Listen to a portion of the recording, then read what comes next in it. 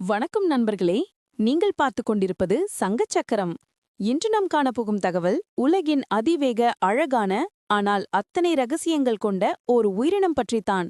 காட்டின் இளவரசன் என்று அழைக்கப்படும் மான்கள், அதன் கொம்புகள் ஏன் ஆண்டுதோறும் முதிர்கின்றன? ஒரு மான் எப்படி தன் வாளை வைத்து மற்றவர்களுக்கு சிக்னல் அனுப்புகிறது? இந்த ரகசியங்கள் அனைத்தும் ஒரு சங்கச் சக்கரம் போல் சுழன்று வரப் போகிறது. சற்றும் தாமதிக்காமல் மான் பற்றிய 30 அசைக்க முடியாத உண்மைகளுக்குள் செல்வோம். Let's go. அப்பா, நேத்து டாக்குமெண்ட்ரியில ஒரு மான் ஓடுச்சே, அது ரொம்ப அழகா இருந்துச்சு. ஆமா கண்ணு, மானு டியரு ரொம்ப அழகான விலங்குதான். அதன் அறிவியல் பேர்ல அத செர்பிடே குடும்பம்னு சொல்வாங்க. கிட்டத்தட்ட 60 வகையான மான்கள் உலகத்துல இருக்கு. ஓ, நிறைய இருக்காங்களா? ஆமா, ரொம்ப பெரிய மான் ஒன்னு இருக்கு.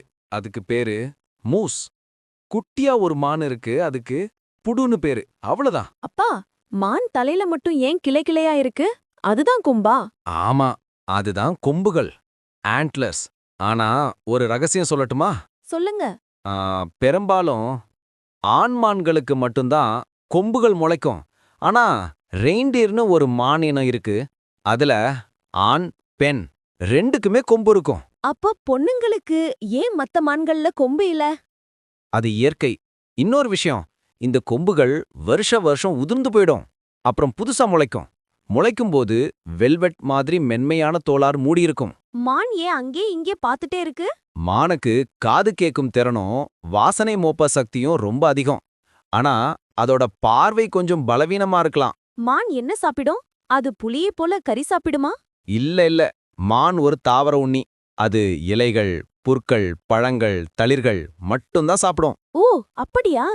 ஆமா, அது நம்ம மாடு மாதிரி தான்.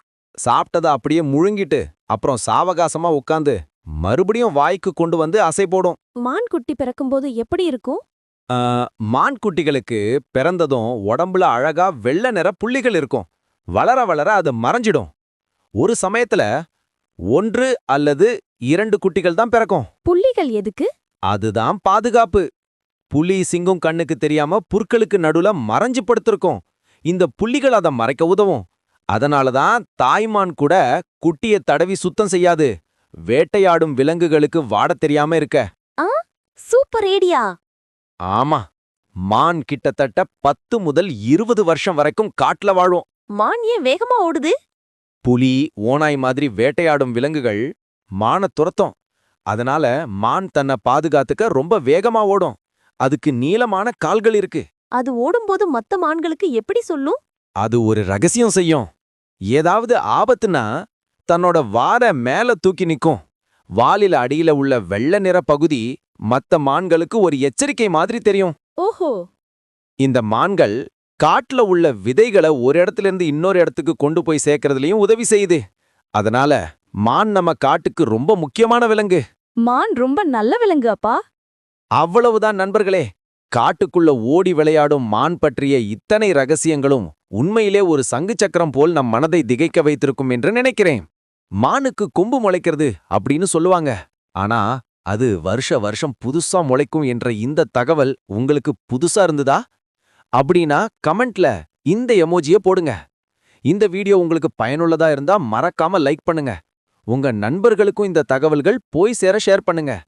நீங்க இன்னும் சங்கு சக்கரம் சேனலை சப்ஸ்கிரைப் செய்யலனா இப்போதே சப்ஸ்கிரைப் செய்து அந்த பெல் பட்டனை அழுத்தி ஆச்சரியமூட்டும் புதிய தகவல்களுக்கு தயாராக இருங்க. அடுத்த சங்கு சக்கர வீடியோல சந்திப்போம். நன்றி, வணக்கம்.